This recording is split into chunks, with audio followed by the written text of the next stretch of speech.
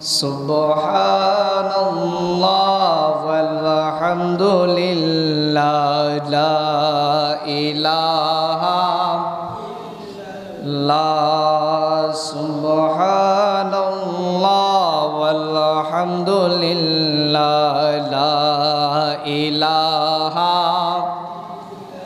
hasbi rabbi jallallah في قلبي غير الله نور محمد صلى الله لا إله إلا الله لا إله إلا الله لا إله لا حق لا إله إلا الله لا إله لا إله إلا الله محمد رسول الله صلى الله تعالى عليه وسلم টাকাওয়ালা মানুষ হজে যায় গরিবেরা কেঁদে বুক বাসায় টাকাওয়ালা মানুষ হজে যায়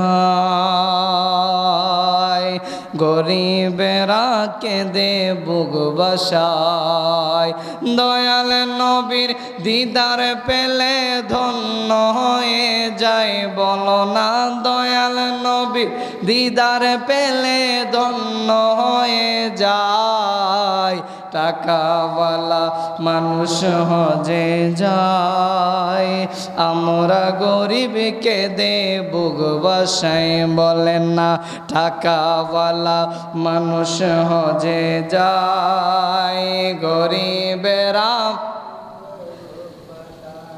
আমি গরিব হইছি তাতে দুঃখ নাই যদি আমরা নবীর দেখা পাই গরিব হইছি তাতে দুঃখ নাই যদি আমরা নবীর দেখা পাই নবীর দিদার পেলে সে তো জান্নাতে পেয়ে যায় বলো না নবীর দিদার পেলে সে তো জান্নাতে পেয়ে যায় টাকাওয়ালা মানুষ হজে যায় আমরা গরিবকে দে বুক বাসায় বলেন না টাকাওয়ালা মানুষ হজে যায় গরিবেরা কেঁদে বুক বাসায় দয়াল নবীর দিদার পেলে ধন্য হয়ে যায় বলেন না দয়াল নবীর দিদার পেলে ধন্য হয়ে যায় টাকাওয়ালা মানুষ হজে যায় গরিবেরা কেঁদে বুক বাসায় এই গরিবে ডাকে তোমারে দিদার দাও গো নবী আমারে এই গরিবে ডাকে তোমারে দিদার দাও গো নবী আমারে তোমারে দিদার পেলে নবী আর কিছু না চাই বলো না তোমার দিদার পেলে নবী আর কিছু না চাই টাকাওয়ালা মানুষ হজে যায় আমরা গরিবকে দে বুক বাসায় দয়াল নবীর দিদার পেলে ধন্য হয়ে যায় বলো না দয়াল নবীর দিদার পেলে ধন্য হয়ে যায় টাকাওয়ালা মানুষ হজে যায় আমরা গরিবকে দে বুক বাসায় টাকাওয়ালা মানুষ হজে যায় আমরা গরিবকে দে বুক বাসায় মহান আল্লাহ তাআলা আমাদের সকলকে জীবনে একবার হজ্জে বাইতুল্লাহর মেহমান হিসেবে কবুল করেন, এক সকলে পড়ি আমিন। قال الله تعالى عز وجل في قرآن الكريم أعوذ بالله من الشيطان الرجيم ببركة بسم الله الرحمن الرحيم إن الصلاة ونسكي ومحياي ومماتي لله رب العالمين وأيضا قال الله تعالى فصل لربك وانحر وأيضا قال الله تعالى ولله على الناس حج البيت من استطاع إليه السبيل وأيضا قال الله تعالى وأيام معدودات واذكروا الله أيام معدودات صدق الله المولانا العظيم আমরা মালিকের দরবারে অসংখ্য অগণিত দুরুদ এবং সালামের নজরানা পেশ করতে চাই, যেই মালিক আমাদেরকে আরবি মাসের সর্বশেষ মাস 12তম মাস জিলহজ মাস, যেই মাস পশু কুরবানি দিয়ে আরবি বছর শেষ এবং আহলে বায়াতের কুরবানি দিয়ে আরবি মাস শুরু হয়। অর্থাৎ জিলহজ মাসে আমরা পশু কুরবানির মাধ্যমে আরবি বছরকে বিদায় জানাই, আর মহরম মাসে আহলে বায়াতের কুরবানির মাধ্যমে আমরা আরবি মাসকে স্বাগত জানাই। এই সর্বশেষ মাসে এসে মালিক আমাদেরকে সুস্থতার সাথে এই হজের মৌসুমে কুরবানির মুহূর্তে কুরবানিকে সামনে রেখে জিলহজের প্রথম জুমার নামাজ আদায় করার সংকল্পে ইচ্ছায় মসজিদে আসা এবং বসার সুযোগ সুস্থতা আল্লাহ তাআলা আমাদের তাকদিরে ভাগ্যে নসিবে যে মালিক যে মনিব আমাদেরকে মেহরবানি করে মেহরবান খুদা দান করেছেন, সেই মেহরবান খুদার দরবারে শুকরিয়া আদায় করে সবাই একবার পড়ে নেই আলহামদুলিল্লাহ।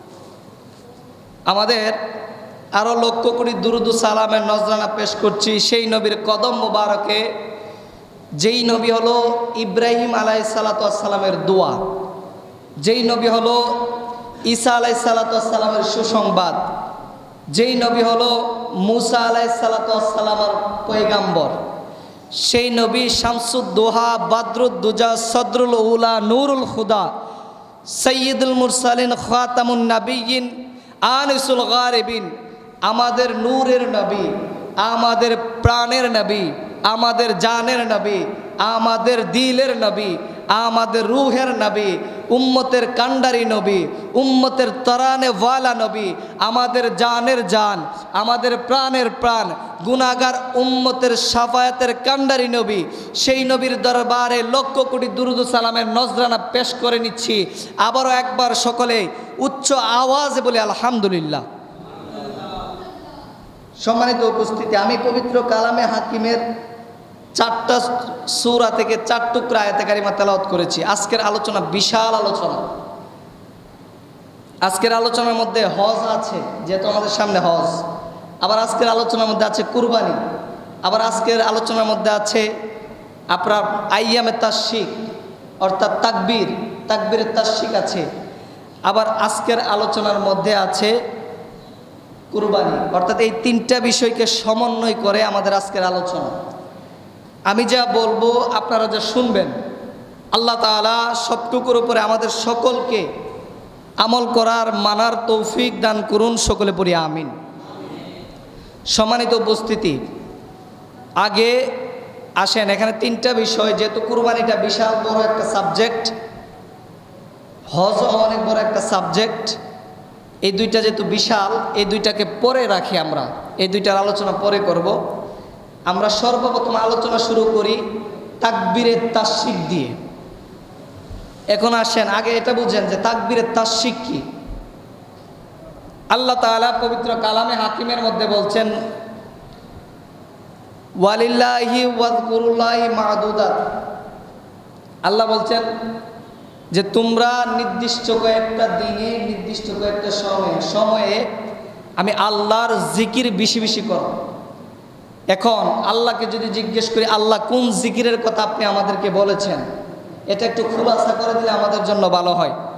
রব্বে করিম আমাদেরকে এই জিকির করার কথা বলার উদ্দেশ্য হলো এই জিকিরের মাধ্যমে আমরা যে শেষ নবীর উম্মত হয়েছি, এটার শ্রেষ্ঠত্ব দুনিয়ার জমিনে প্রতিষ্ঠিত করে দিয়েছেন। সুবহানাল্লাহ।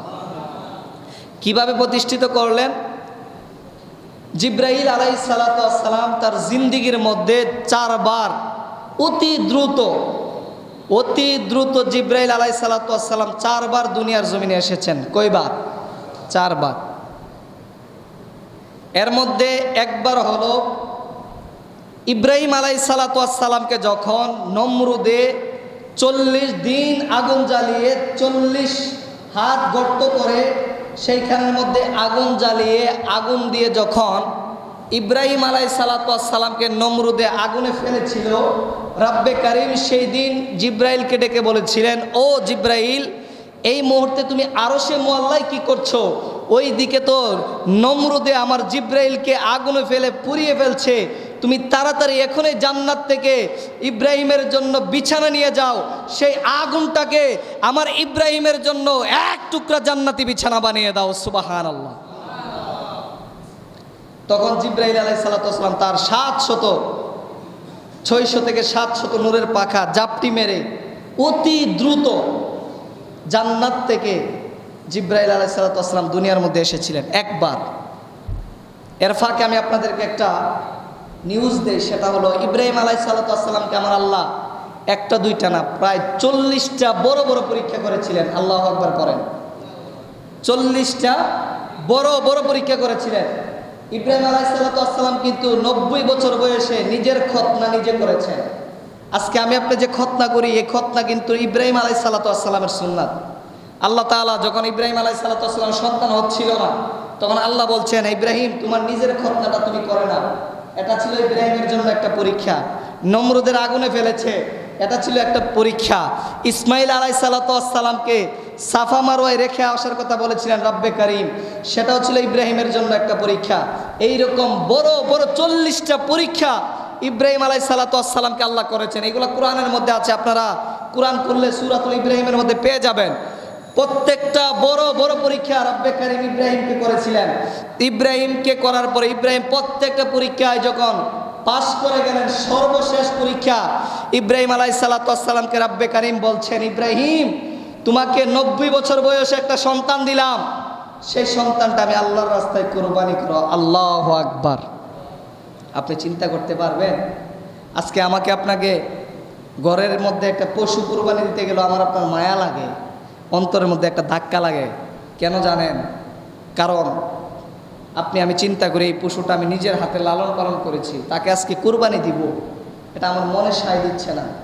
এই জন্য হুজুর বরপীর আব্দুল কাদের জিলানী একখানা কিতাব লিখেছেন সিরুল আসরার। ওই সিরুল আসরার কিতাবের মধ্যে তিনি বলছেন যে রব্বে কারীম পৃথিবীতে যত প্রাণী বানিয়েছেন, এর মধ্যে কুকুরকে আল্লাহ তাআলা 10টা গুণ দিয়েছেন। কয়টা গুণ?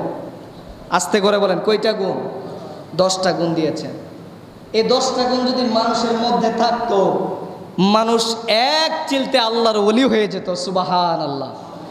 তাহলে বোঝা গেল আমরা কুকুরের চাইতেও, কথা বলেন, আমরা কুকুরের চাইতেও নিকৃষ্ট, কুকুর আমাদের চাইতে উৎকৃষ্ট। আপনি দেখবেন কুকুরে একবেলা খাবার দিলে কুকুরে আরেক বেলা আপনার পিছন পিছন এসে ঘুরবে।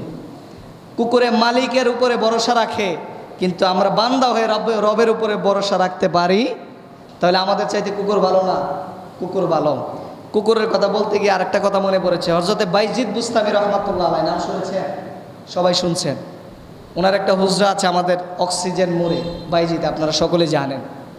বাইজিদ বুস্তামি রহমাতুল্লাহ আলাইহি একদিন রাস্তা দিয়ে হেঁটে যাচ্ছেন। যাওয়ার পথে উনি যখন রাস্তা দিয়ে যাচ্ছেন, পাশে একটা কুকুরও হেঁটে যাচ্ছে। দেখেন আল্লাহর ওলিদের মাহাত্ম্য আমি আপনাদেরকে বোঝাচ্ছি। একটা কুকুরও হেঁটে যাচ্ছেন, উনিও হেঁটে যাচ্ছেন। তো বাইজিদ বুস্তামি রহমাতুল্লাহ আলাইহি কুকুরটাকে দেখে ওনার গায়ের জামাটা, জুব্বাটা এরকমভাবে উপর দিকে টান দিয়ে ধরলেন, যাতে করে ওনার জুব্বাটা কুকুরের গায়ে গিয়ে না লাগে। এখানে একটা নোকতা মনে রাখেন, মাসালা, কুকুরের গায়ে যদি কোনো পানি থাকে, কুকুরের গায়ে যদি কোনো পানি থাকে, পানি, ওই পানিটা যদি আপনার কাপড়ের মধ্যে লাগে, তাহলে আপনার কাপড় নাপাক হবে না। ঠিক আছে, ওই জায়গাটা ধুয়ে নিয়ে আপনি নামাজ পড়লে নামাজ হয়ে যাবে। কিন্তু কুকুরের লালা যদি আপনার কাপড়ের মধ্যে লাগে, ওই কাপড় দৈর্ঘ্য না করে নামাজ পড়া যাবে। এটা একটা মাসালা, শিখে রাখেন সবাই।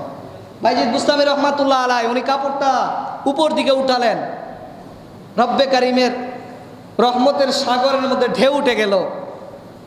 ঢেউ উঠার পরে আল্লাহ তাআলা কুকুরের জবান খুলে দিলেন। বড় আশ্চর্যের বিষয়, যখন কুকুরের জবান খুলে দিলেন, কুকুর বাইজিদ বুস্তামিকে ডেকে বলছেন, হুজুর আপনি আল্লাহর বলি, আপনি একজন মানুষ, এটা আমি জানতাম, কিন্তু আপনার মধ্যে যে এখনো মনুষ্যত্বটা রয়েছে, ওই মনুষ্যত্বটা যে মানুষের জন্য নরম হয় নাই, প্রাণীকুলের জন্য যাতে নরম হয় নাই, এটা আমি ঠিক বুঝতে পারলাম।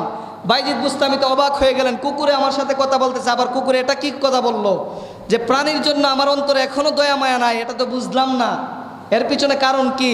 কুকুরকে যখন বাইজিদ বুস্তামি প্রশ্ন করছে, তুমি এমন কথা কেন বললা? কুকুর বলতেছে, হুজুর আমি আপনার রাস্তা দিয়ে হেঁটে যাচ্ছি, আপনি রাস্তা দিয়ে যাওয়ার পথে আপনার যতটুকু হক আছে আমারও এই রাস্তায় হাঁটার ততটুকু হক আছে।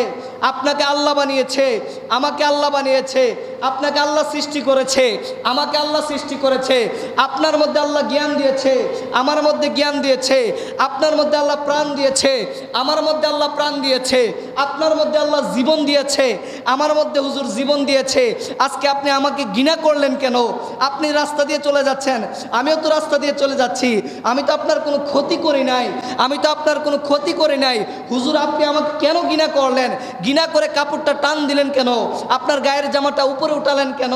বাইজিদ বুস্তামি রহমাতুল্লাহ আলাই এই কথা শোনার পরে সাথে সাথে চোখের পানি ছেড়ে দিলেন।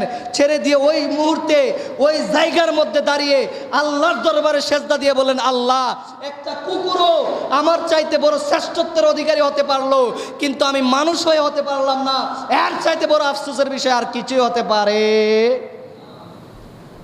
তাহলে বোঝা গেল প্রাণীদের চাইতো আমাদের শ্রেষ্ঠত্ব দুনিয়ার জমিনে কম, কিন্তু আল্লাহ আমাদেরকে কিন্তু সর্বশ্রেষ্ঠ করে বানিয়েছেন।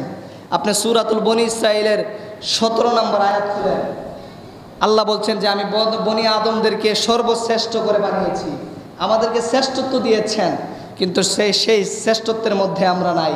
কুকুরও আমাদের চাইতে ভালো আছে, কিন্তু আমরা কুকুরের মতো হতে পারলাম। এই জন্য হুজুর বড় পীর আব্দুল কাদের জিলানী সিররুল আসরার কিতাবের মধ্যে বলছেন, কুকুরের মধ্যে 10টা গুণ, এই 10টা গুণ মানুষের মধ্যে থাকলে সে নিঃসন্দেহে আল্লাহর ওলি, তাকে আর কোনো কিছু বিচার করার দরকার নেই। আল্লাহর ওলি চিনতে চাও, তাহলে কুকুরের 10টা গুণ তার মধ্যে আছে কিনা তুমি মিলাইয়া দেখো, ওই 10টা গুণ পাইবে মানে সে নিঃসন্দেহে আল্লাহর ওলি হয়ে যাবে। আল্লাহু আকবার পড়েন।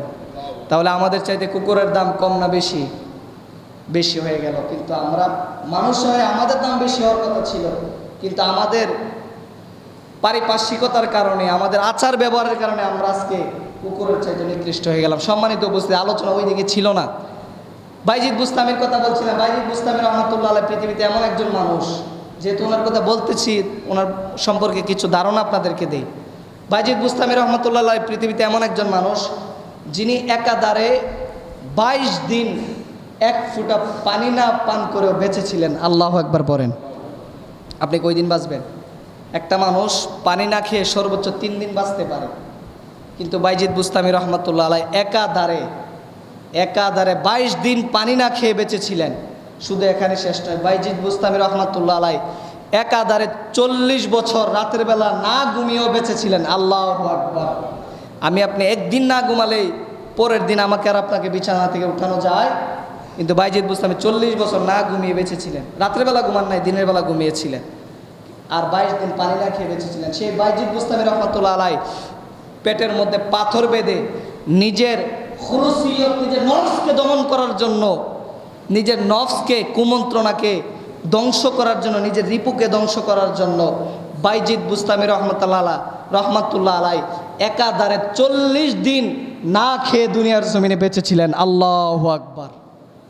আমি আপনি একদিন একবেলা না খেলে মাথা নষ্ট হয়ে যায়, উনি 40 দিন একাধারে না কিছু খায় নাই, না খেয়ে বেঁচেছিলেন। তো ওনারা ছিল আল্লাহর ওলি, আল্লাহর প্রেমিক। তারপরেও ওনারা যখন নিজেদেরকে মানুষের সামনে প্রেজেন্ট করতেন, সাধারণভাবে করতেন। একটা কুকুরের কাছে উনি লজ্জিত হয়ে সিজদায় লুটিয়ে পড়েছিলেন। সেই বাইজিদ বুস্তামির কথা বলছিলাম। সম্মানিত উপস্থিতি, আলোচনা ওই দিকে ছিল না, আমরা আসি আমাদের মূল আলোচনায়। তাকবীরে তাশরিকের কথা বলছিলাম। জিবরাইল আলাইহিস সালাতু ওয়াস সালাম উনার জিন্দেগিতে 4 বার সবচাইতে বেশি অতি দ্রুত দুনিয়ার জমিনে এসেছিলেন। এর মধ্যে একবার ইব্রাহিম আলাইহিস সালাতু ওয়াস সালামকে যখন নমরুদে আগুনে ফেলেছিল, দ্বিতীয়বার ইউসুফ আলাইহিস সালাতু ওয়াস সালামকে যখন তার 10 ভাই কুয়ার মধ্যে ফেলে দিয়েছিল, ইয়াকুব আলাইহিস সালাতু ওয়াস সালামের ছেলে ইউসুফ নবীকে যখন কুয়ার মধ্যে ফেলে দেওয়া হয়েছিল।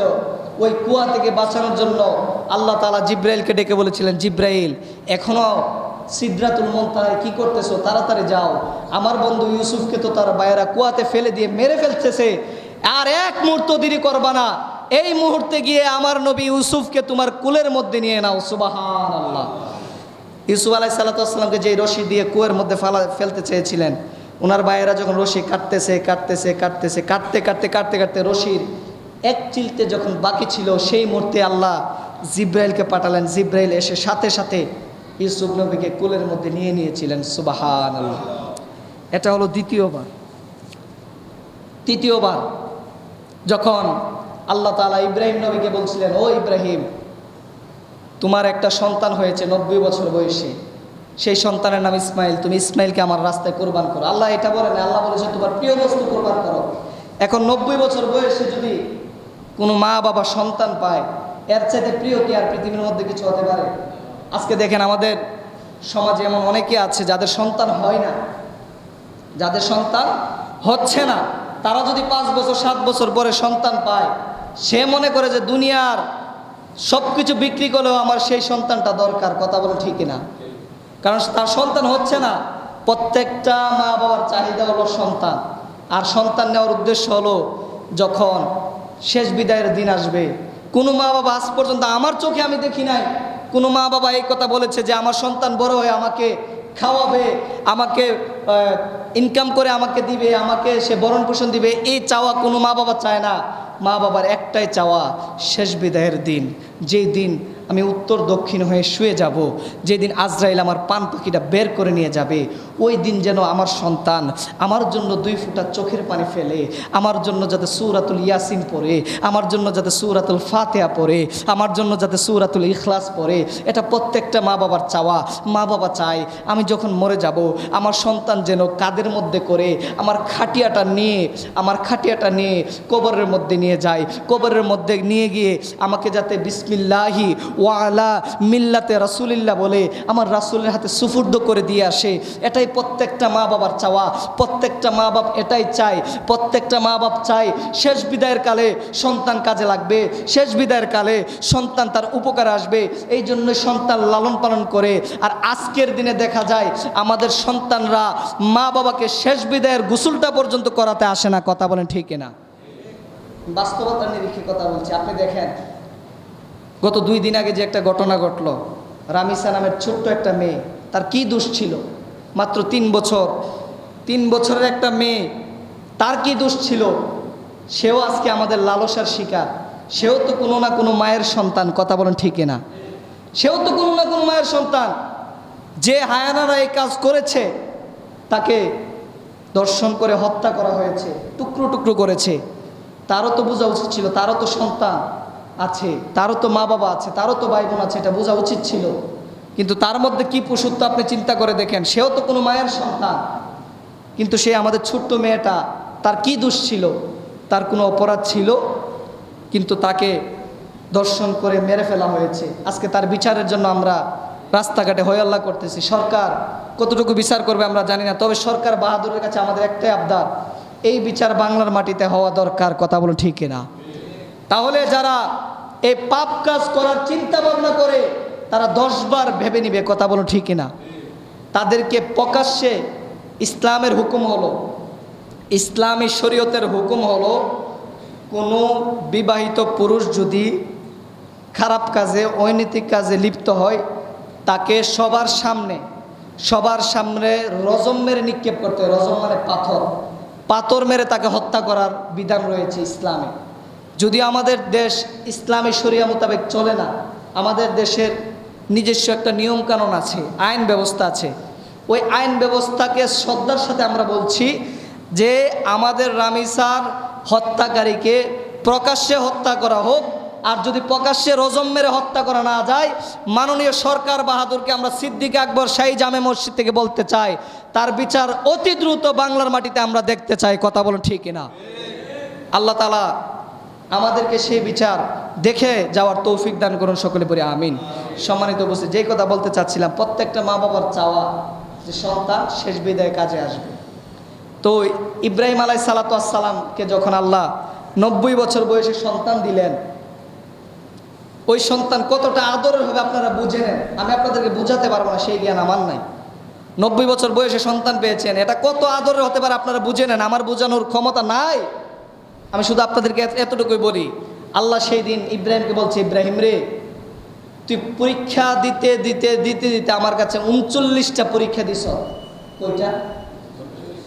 আল্লাহ তাআলা সবচাইতে বেশি পরীক্ষা করেছে ইব্রাহিম নবীকে। নবীদের কয়েকটা বৈশিষ্ট্য আপনাদেরকে শোনাই। আল্লাহকে সবচাইতে বেশি প্রশ্ন করেছে মুসা আলাইহিস সালাতু ওয়াস সালাম। আল্লাহ সবচাইতে বেশি পরীক্ষা করেছেন ইব্রাহিম আলাইহিস সালাতু ওয়াস সালামকে।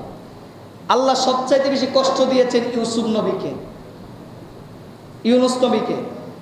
আল্লাহ সবচাইতে বেশি মুজিজা দিয়েছেন আমার নবী নবী মুহাম্মদুর রাসূলুল্লাহ সাল্লাল্লাহু আলাইহি ওয়াসাল্লামকে। সুবহানাল্লাহ। আবার আল্লাহ সবচাইতে বেশি সম্পদ এবং দৌলত দিয়েছিলেন সুলাইমান আলাইহিস সালাতু ওয়াস সালামকে, যিনি পৃথিবীর পৃথিবীর শাসক ছিল। আবার কেউ কেউ বলেন পুরো পৃথিবীর শাসক ছিল সুলাইমান নবী। আল্লাহ তাআলা দৌলতে সুলাইমানই দান করেছিলেন তিনাকে। তো এক একজন নবীকে আল্লাহ তাআলা এক একটা গুণ দিয়ে পৃথিবীর জমিনে পাঠিয়েছেন। আর নবীদের পরে আল্লাহ তাআলা আউলিয়া কেরামকেও এক একটা গুণ দিয়েছেন। আপনি দেখেন, আপনি সহজে চিন্তা করলে পেয়ে যাবেন। আমাদের বান্ডার শরীফের দিকে তাকালে দেখবেন, বান্ডার শরীফের যে আওলাদগুলো আছেন, ওনাদের দুনিয়ার ধন সম্পদের অভাব, দুনিয়ার দৌলত আল্লাহ ওনাদেরকে দিয়েছেন। আবার আমাদের শ্রীকোট শরীফের মধ্যে তাকান, শ্রীকোট শরীফে দেখবেন দুনিয়ার দৌলত না থাকলেও কিন্তু আধ্যাত্মিকতার একটা বিষয় আছে। তো আল্লাহ তাআলা নবীদের যে গুণগুলা ছিল, ওই গুণগুলা কবুল হবে, কুরবানি হবে আল্লাহর সন্তুষ্টির জন্য, দুনিয়ার কোনো মানুষকে দেখানোর জন্য নয়। ইসমাইল আলাইহিস সালাতু ওয়াস সালামের কথা বলছিলাম। যখন নবী ইসমাইল এই কথা বললেন, ইব্রাহিম আলাইহিস সালাতু ওয়াস সালাম তারপরে ইসমাইলের চোখ বেঁধে ফেললেন। ইসমাইলের চোখ বাঁধার পরে ইব্রাহিম আলাইহিস সালাতু ওয়াস সালাম বিসমিল্লাহি আল্লাহু আকবার বলে যখন তলোয়ার চালিয়ে দিয়েছেন, দুনিয়া চিন্তা করে দেখেন, ওই মুহূর্তটা চিন্তা করেন, ওই মুহূর্তটা ফিল করেন আপনি। বাবা তার সন্তানের গলায় ছুরি চালাচ্ছেন, বাবা তার সন্তানের গলায় ছুরি দিচ্ছেন, ওই মুহূর্তটা আপনি ফিল করেন। কতটা ভয়ঙ্কর একটা সময়, ভয়ঙ্কর একটা বিষয়। আজকে আমি আপনি একটা মুরগ জবাই করতে গেলে, এখানে অনেকে আছে বলে হুজুর আমি জবাই করতে গেলে দেখতে পারি না, আমার ভয় লাগে। অনেকে আছে এই কথা বলবে যে হুজুর আমি জবাই করা দেখতে পারি না, আমার ভয় লাগে। একটা মুরগ জবাই করা পর্যন্ত সহ্য করতে পারে না, রক্ত সহ্য করতে পারে না। আমি গরু জবাই করতে পারি, কিন্তু আমি নিজেই রক্ত সহ্য করতে পারি না। আমি আমার কথা বলি, আপনাদের কথা ছেড়ে দিলাম। গরু আমি খুব হেভি জবাই করতে পারি। আজকে জবাই করে প্রায় 20 বছর যাবত আমি কুরবানি করতেছি, আলহামদুলিল্লাহ। কিন্তু তারপর আমার রক্ত দেখলে ভয় লাগে। তা আমি আমার কথা দিয়ে আপনাদেরকে এক্সাম্পল দিলাম, ফর এক্সাম্পল। তো এমন অনেক মানুষ আছে বলে যে হুজুর আমি সেটা পারি না। সেই মুহূর্তটা আপনি চিন্তা করেন, ইসমাইল নবী গলার মধ্যে ছুরি চালানো হচ্ছে, ইব্রাহিম আলাইহিস সালাতু ওয়াস সালাম ছুরিটা যখন চালিয়ে দিয়েছেন, সেই ছুরি ইসমাইলের গলা কাটতেছে না। যখন ইসমাইলের গলা কাটে না প্রথমবার, ইব্রাহিম আলাইহিস সালাতু ওয়াস সালাম সেই ছুরিটাকে ছুঁড়ে ফেলে দিলেন। ছুঁড়ে ফেলে দেওয়ার পরে কিতাব বলছে ওই ছুরিটাকে একটা পাথরের মধ্যে পড়েছে। পাথরের মধ্যে পড়ার সাথে সাথে ছুরির আঘাতে পাথরটা দুই ভাগ হয়ে দুই দিকে ছড়ে গেছে। সুবহানাল্লাহ। মানে ছুরি পরে পাথরটা 2 ভাগ হয়ে গেল। নবী ইসমাইলের গলা কাটতেছে না। চিন্তা করতে পারবেন, প্রথমবার যখন ইব্রাহিম আলাইহিস সালাতু ওয়াস সালাম এই দৃশ্য দেখলেন, উনি তো অবাক, হায় রে আমার সন্তানের গলা কাটে না, কিন্তু পাথর তো টুকরো হয়ে গেল। আবার ছুরিটাকে আনলেন, উনি রাগান্বিত অবস্থায় আবার ছুরিটা আনলেন, এনে দ্বিতীয়বার আবার কুরবান দেওয়ার চেষ্টা করলেন। তখনও ইসমাইলের গলা কাটে না। ইসমাইলের গলার মধ্যে ছুরি কাজ করতেছে না, ছুরির মধ্যে দাঁড় শেষ হয়ে গিয়েছে, কাজ করতেছে না। সেই মুহূর্তে যখন ছুরি চালালেন, ছুরি যখন কাজ করে না, ইব্রাহিম নবী আবার ছুঁড়ে ফেলে দিলেন। ছুঁড়ে ফেলে দেওয়ার পরে আবার একটা পাথরের উপরে পড়লো। সেই পাথরটা ছুরির আঘাতে 2 ভাগ হয়ে গেল। যখন পাথর 2 ভাগ হয়ে গেল, ইব্রাহিম আলাইহিস সালাতু ওয়াস সালাম আবার সেই ছুরিটা আনলেন। ছুরি এনে এবার যেই মুহূর্তে আল্লাহ বিসমিল্লাহি আল্লাহু আকবার বলে ছুরি চালিয়ে দিলেন, ইসমাইল আলাইহিস সালাতু ওয়াস সালাম নিচ থেকে বলেন আল্লাহু আকবার, আল্লাহু আকবার। আল্লাহ তাআলা সেই সময় জিব্রাইলকে বলতেছেন, জিব্রাইল আর এক মুহূর্ত দেরি করা যাবে না, আর একটা সেকেন্ডও দেরি করা যাবে না, আমার ইসমাইলকে জবাই করে দেওয়া হচ্ছে, আমার ইসমাইলকে কুরবান করে দেওয়া হচ্ছে। নবী ইব্রাহিম আলাইহিস সালাতু ওয়াস সালাম আমার ইসমাইলকে কুরবান করে দিচ্ছে, তুমি এখনো সিদরাতুল মুনতাহায় কি করছো? তাড়াতাড়ি জান্নাত থেকে দুম্বা নিয়ে যাও। জান্নাত থেকে দুম্বা নেওয়ার সময় জিব্রাইল বলছেন আল্লাহু আকবার, ইব্রাহিম বলছেন কুরবানি দেওয়ার সময় আল্লাহু আকবার আল্লাহু আকবার, নিচ থেকে চুরির নিচে শুয়ে শুয়ে ইসমাইল বলছেন আল্লাহু আকবার আল্লাহু আকবার। জান্নাত থেকে দুম্বা আনার সময় জিব্রাইল বলছেন আল্লাহু আকবার আল্লাহু আকবার। এই তিন জিকির শোনার পরে নবী ইব্রাহিম বলছেন ওয়াল্লাহু আকবার ওয়ালিল্লাহিল হামদ। এইরকম ভাবে রব্বে কারীম আমাদেরকে তাকবীরে তাশরিক বানিয়ে দিয়েছেন, সুবহানাল্লাহ। অর্থাৎ নবী ইব্রাহিম বলছেন আল্লাহু আকবার আল্লাহু আকবার, চুরির নিচে শুয়ে ইসমাইল আলাইহিস সালাতু ওয়াস সালাম বলছেন লা ইলাহা ইল্লাল্লাহু ওয়াল্লাহু আকবার। জিব্রাইল দুম্বা নেওয়ার সময় বলছেন ওয়াল্লাহু আকবার। এরপরে যখন দুম্বা রাখা হলো ইব্রাহিম আলাইহিস সালাতু ওয়াস সালাম বলছেন ওয়ালিল্লাহিল হামদ। এই বাদবে যখন জিকির একত্রিত হয়ে গেল, জিকির যখন তৈরি হয়ে গেল, আল্লাহ তাআলা সেই দিন ইব্রাহিমকে ডেকে বলছেন ও ইব্রাহিম, তুমি যেই জিকির আমাকে শোনালে, তোমাদের এই তিনজনের জিকির, ইব্রাহিম, ইসমাইল, জিব্রাইল আলাইহিস সালাতু ওয়াস সালাম, তিনজনের জিকিরটা একত্রিত করার পরে এই জিকির যখন আল্লাহর কাছে ভালো লেগে গিয়েছে, মর্যাদাবান মনে হয়েছে, রব্বে কারীম সেই সময় ইব্রাহিমকে ডেকে বলেছিলেন ও ইব্রাহিম, এই জিকিরটাকে শেষ জামানার একদল উম্মত আসবে, তাদের জন্য আমি আল্লাহ তাআলা তাদের জন্য ওই জিকিরটাকে আজকের দিন থেকে ওয়াজিব করে দিলাম, সুবহানাল্লাহ। আপনি কুরবান করেন আর না করেন, আপনার উপরে সেই জিকির ওয়াজিব করে দিয়েছেন আল্লাহ। এটা পুরুষ নারী সকলের উপরে ওয়াজিব। জিলকদের 9 তারিখ ফজর থেকে 13 তারিখ আসর পর্যন্ত প্রত্যেক ফরজ নামাজের পর একবার পড়লে হক আদায় হয়ে যাবে, কিন্তু 3 বার পড়া উত্তম। 3 বার পড়বেন আল্লাহু আকবার আল্লাহু আকবার, লা ইলাহা ইল্লাল্লাহু আল্লাহু আকবার ওয়ালিল্লাহিল হামদ। এই জিকিরটা জিলকদের 9 তারিখ থেকে শুরু করে 13 তারিখ আসর পর্যন্ত প্রত্যেক ফরজ নামাজের পরে আপনাকে আমাকে এই জিকির আদায় করতে হবে। এই জিকিরের কোনো কাজা হয় না, জিকিরের কোনো কাজা হয় না। যদি মিস হয়ে যায় আল্লাহর কাছে ক্ষমা চাইবেন। প্রত্যেক ওয়াক্তের পরে এই জিকিরটা সবাই, পুরুষরা উচ্চ সুরে পড়বে আর মহিলারা আস্তে আস্তে পড়বে। এইরকমভাবে যখন জিকির তৈরি হয়ে গেল, জিকির তৈরি হওয়ার পরে আল্লাহ সেই জিকির আমাদের জন্য সেট করে দিয়েছেন। আল্লাহ বলছেন যারা এই জিকিরটা করবে তাদেরকে আমি আল্লাহ এই জিকিরের উসিলায় হাসরের মাঠে সাহারা দিয়ে দিব, সুবহানাল্লাহ। সর্বশেষ বলছিলাম জিব্রাইল আলাইহিস সালাতু ওয়াস সালাম চতুর্থবার যখন দুনিয়ার জমিনে ওনার সর্বোচ্চ শক্তি ব্যয় করে এসেছিলেন, কখন জানেন? যখন আমার নবীকে উহুদের ময়দানে কাফেররা যখন আমার নবীর দান্দান মোবারক শহীদ করেছিলেন, ওই মুহূর্তে জিব্রাইল তার সর্বোচ্চ শক্তি ব্যয় করে দুনিয়াতে এসেছিলেন। আমার নবীকে যখন কাফেররা পাথর মেরে দান্দান মোবারক শহীদ করলেন, শহীদ করার মুহূর্তে এই কথাগুলো কোত্থেকে বললাম? আপনি বেদায়া ওয়ান নেহায়া খুলেন, আল্লামা ইবনে কাসিরের লেখা বেদায়া ওয়ান নেহার মধ্যে ওয়াকিয়াগুলো, এই ঘটনাগুলো আছে, হাদিসের ইবারত থেকে সুন্দর করে আপনি পেয়ে যাবেন। তো আমার নবীকে যখন উহুদের ময়দানে কাফেররা যখন পাথর মেরে আমার নবীর দান্দান মুবারক শহীদ করলেন, ওই কঠিন মুসিবতের সময় জিব্রাইল আরশে সিদরাতুল মুনতাহায় বসে আছে। আল্লাহ বলছেন জিব্রাইল রে, আর 1 সেকেন্ডও বসা যাবে না। তুই যদি চাস দুনিয়াটাকে বাঁচানোর জন্য, দুনিয়া কিয়ামত না হোক, এটা যদি তুই জিব্রাইল চাস, এই মুহূর্তে দুনিয়াতে যাবি, গিয়ে আমার নবীর দান্দান মুবারক থেকে যে খুন মুবারক, রক্ত মুবারক ঝরতেছে, ওই রক্ত মুবারক তোর হাতের মধ্যে নিবি, ওই রক্ত মুবারক হাতের মধ্যে নিয়ে দুনিয়াটাকে কিয়ামত থেকে বাঁচাবি। আর মনে রাখিস, যদি 1 ফোঁটা রক্ত দুনিয়ার জমিনে পড়ে, আমার নবীর 1 ফোঁটা খুন মুবারক যদি দুনিয়ার জমিনে পড়ে, এই দুনিয়াকে আর আমি দুনিয়া রাখবো না। আমি আল্লাহ এই দুনিয়াকে তাসাজা বানিয়ে দিব, এই দুনিয়াকে উলট পালট করে কিয়ামত করে দিব। আল্লাহু আকবার। তখন জিব্রাইল দুনিয়াতে নেমে আসলেন, এসে আমার নবীর খুন মোবারক ওনার হাতের মধ্যে নিলেন, হাতের মধ্যে নিয়ে দুনিয়াটা বাঁচিয়েছিলেন।